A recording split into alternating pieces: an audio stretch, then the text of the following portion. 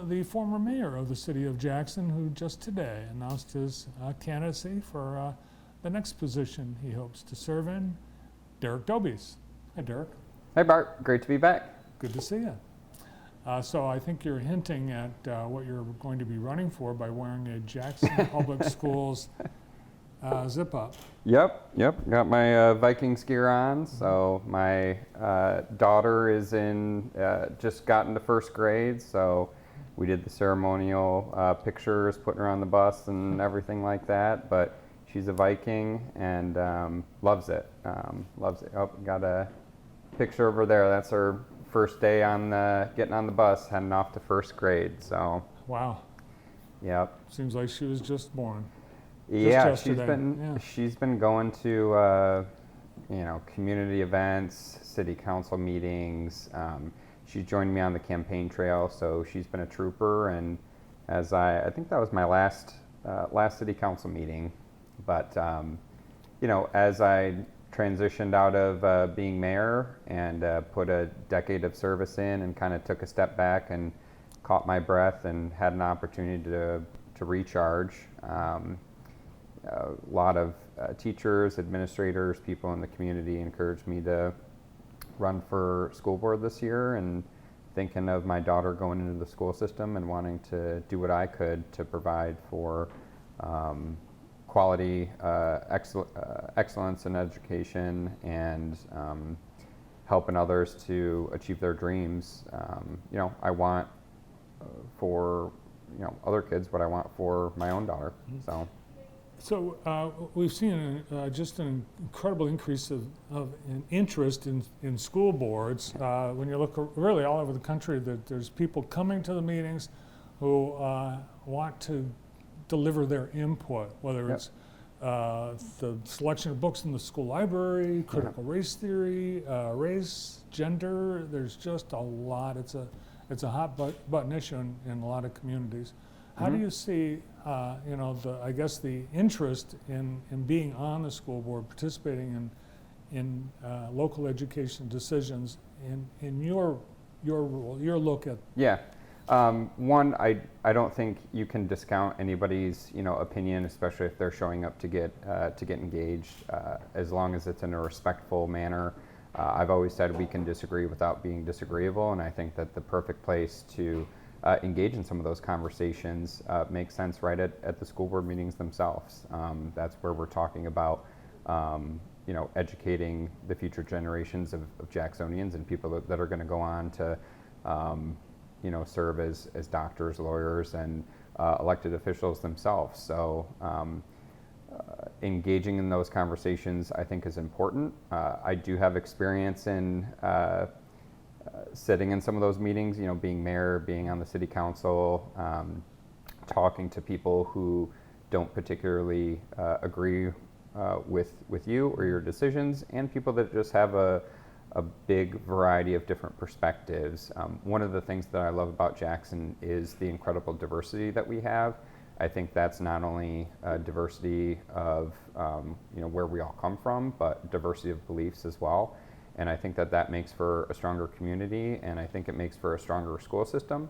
I think what's important and the concern that a lot of people have is when we disagree in increasingly like hostile and manners that are kind of unbecoming of the public space and unbecoming of space where kids are involved.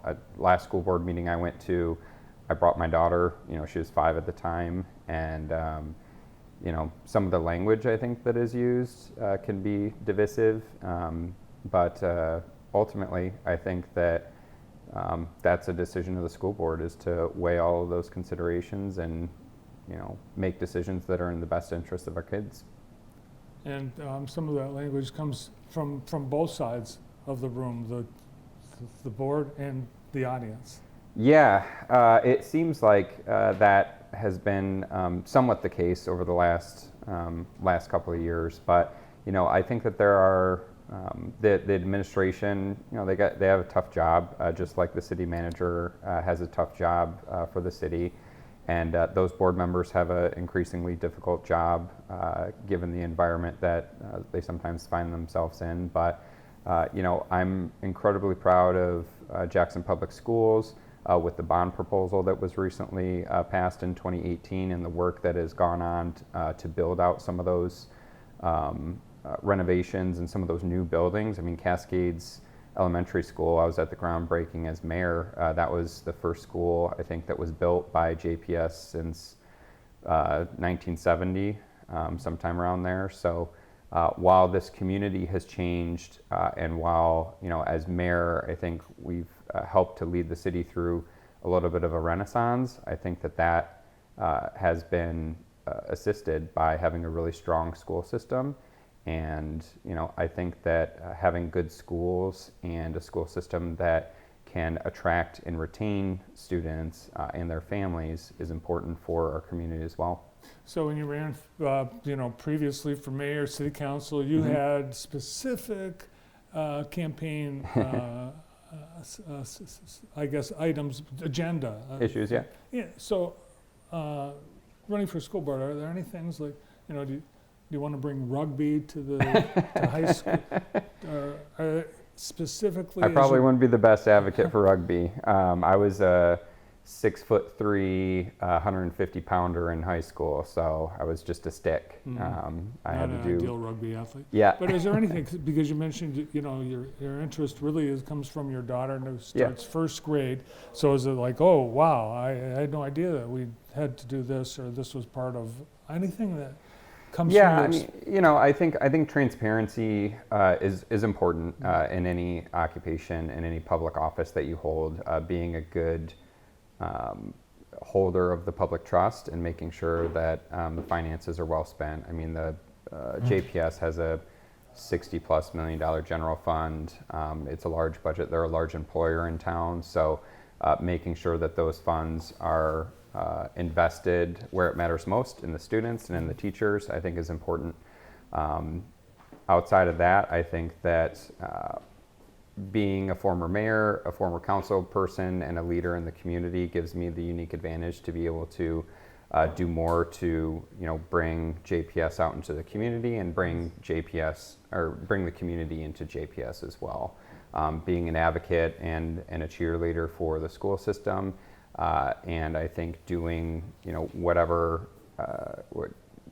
in the future, whatever that means, of being able to attract and retain future students. I think that is beneficial not only to the school system in getting more resources and growing the school system, but also growing our community as well. There's also controversy about who and where local education decisions are made. We've seen really just in this last year different pieces of legislation introduced in Lansing. We've seen the State Board of Education and the Board of Education members weigh in on things that they want local districts to do or not to do. Are you concerned with, I guess, the separation where local education control has always been primarily local, with a shift to maybe control from outside the local district? Yes, that as mayor, as much local control I think that we could have. The decisions, I think the government that governs best is the government that is the localist and most connected to the people, where we can make some of those decisions about how to spend resources, how to set policy. I think that there are some issues that we're at the local level, we're the laboratories of democracy, and I think school boards, so too, at the local level, can be pioneers in educational excellence and innovation. I think that probably dependent on the issue, there are some matters that are probably best set at the state level, but I would defer probably a lot of them to local control and the ability of people in a jurisdiction to elect school board members to help set the policy that's best for the area and for their kids. Yeah, I think just last week, State Representative introduced legislation in Lansing that would require, if it were to pass, which all odds are that it has no chance, but the fact that it was introduced, that would require local school boards to prohibit the use of cell phones by students during a school day. Yeah. I mean, there's all sorts of policy that gets introduced at Lansing with no chance of passing. I think, something like that is, again, a good example of something that's best made as a local decision in conversations with the students, with the parents and the teachers. So the election is the November election. November 8th. Yep. And it's a, 4-year, what's the term? It's a 6-year term, and the election's in November 8th. There's two seats up, and I think 5 people running for 2 seats. Yep. Wow. Yeah, so be interesting. Yeah, and that's an example of what we talked about earlier. There's just a much stronger interest in what school boards are up to. Yeah. There's a lot of engagement right now at the school board level. I've had an opportunity to talk to a lot of the current school board members. The president, vice president, the secretary. I've had Cheryl Simonetti, Angela Mitchell, Aaron White, Shalonda Hunt, Pam Fitzgerald. An overwhelming majority of the sitting board members have endorsed me and supporting my campaign, which I think is great.